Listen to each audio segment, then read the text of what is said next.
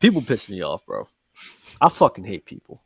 And the reason I hate people is because y'all don't apply the same energy to everybody. Kawhi Leonard is one of those figures.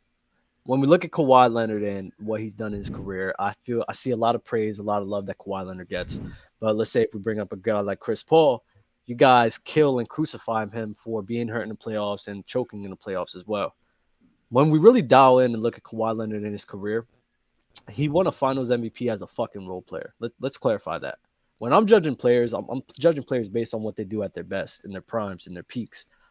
Kawhi Leonard winning a Finals MVP in that year doesn't move the needle for me. It's the Andre Iguodala Award. Jason Kidd, when he won a ring in 2011, I didn't think of him as a greater basketball player because he won a ring. I'm judged Jason Kidd on what he did during his prime, during his peak with the Phoenix Suns and the Brooklyn Nets. I mean, not Brooklyn, New Jersey Nets. Andre Iguodala, when I look back in Andre Iguodala and look back to him as a player, I'm thinking about Andre Iguodala and his time as a Sixer and that time when he was a Denver Nugget. I'm not looking at anything else. I'm not looking at him as a Finals MVP. That didn't make him a better basketball player. Kawhi Leonard, him winning that Finals MVP as a role player means shit. He averaged 12 points for the season. So then when we look at Kawhi Leonard in his prime, bro, Kawhi Leonard in his prime in 2016 is when he really entered it.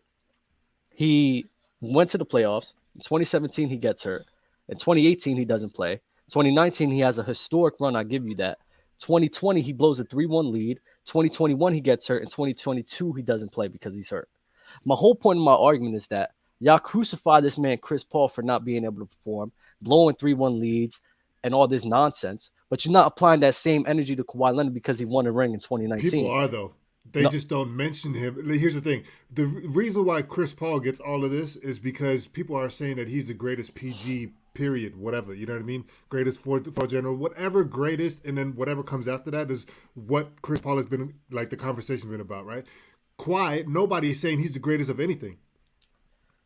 Perimeter defender. But. They say he's the greatest perimeter defender. No, but in 2016, when he was DPOY, Kevin Durant was fucking waxing his ass in 2016.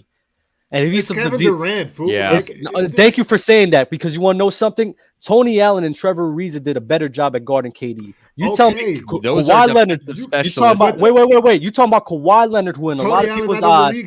Hold up. You saying Kawhi Leonard in a lot of people's eyes, who's a better defender than those guys, who's a DPOY. You tell me that those guys are doing a better job than Kawhi Leonard, who wasn't even doing as much on the offensive end?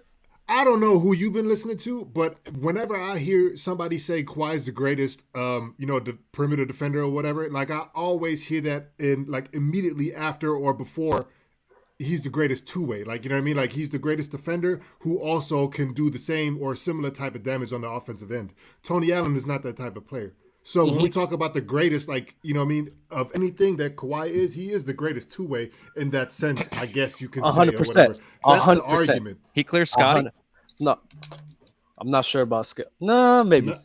Not to me, but then again, you know, this is Carmelo Anthony versus Draymond all over again. One is a role player and one is the main guy. Like, I don't see the comparison. Well, in 2016, LaMarcus Aldridge was the one who was taking on the scoring load in that series. So Kawhi Leonard wasn't number 2 in that series. He was mainly supposed to be on defense. I think Mars said he was guarding Russell Westbrook for most of the time. But even then, if Kawhi Leonard's DPOY, you should have him on Kevin Durant the whole time. That goes to show that the coach really didn't trust him to stop Kevin Durant, in my opinion. No, that's not. I'm just saying. But then the whole thing with Kawhi, if you know that Kawhi, if you rely on Kawhi's defense as much as you rely on Kawhi's offense, you are not putting it on the best player, because if the best player, relying on his offense, LaMarcus Aldridge was the leading scorer. Hold on, he did great on Russell Westbrook, because the chat's throwing a ton of names in here, so I want to get clarification, because I thought you guys were saying in terms of small forwards is the two-way, because they're throwing out Michael Jordan, they're throwing out Gary Payton. Yeah, obviously, of course. We're not saying that Kawhi is the greatest. I said that this is the conversation that people are having about Kawhi. Got you. Okay, thank you for the clarification. No, you know what I mean? And here go fucking. You hear that, editor? But Euro, you gotta understand. You gotta understand where I'm coming from. I don't care where people rank in Kawhi Leonard. My thing is, if you're gonna crucify one guy for the same reasons that another guy is showing you, I expect you to apply that same energy. How many times do people bring up Kobe Bryant blowing a 3-1 lead, Tracy McGrady blowing a 3-1 lead? Two-way player. Yeah, Kobe Bryant with a Kwame Brown. Tracy McGrady all by himself blowing a 3-1 lead with nobody. No. Kawhi Leonard had Paul fucking George. We're not talking about Kwame and Brown, he blew a 3-1 lead. I'm just saying, bro. Y'all don't apply the same energy. Nobody talks about him blowing that series against the Denver Nuggets, but they want to bring it up for Tracy McGrady and Kobe Bryant. Why?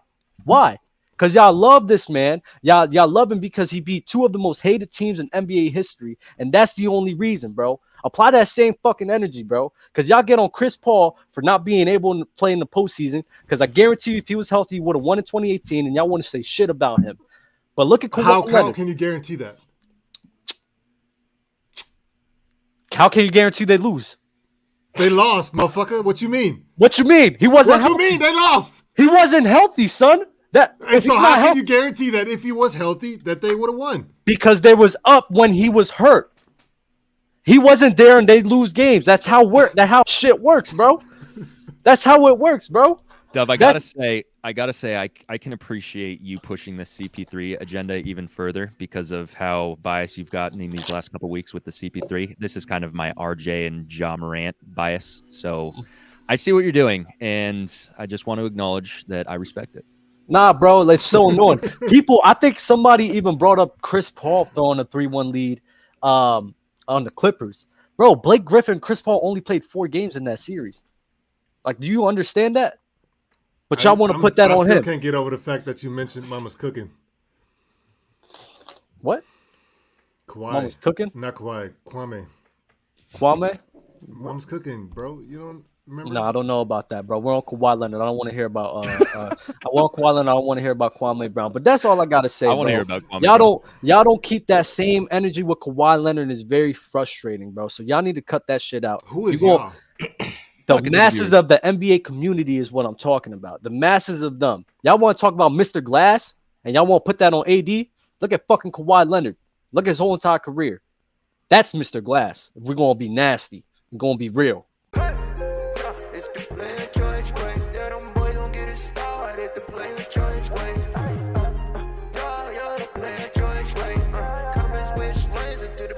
Join way.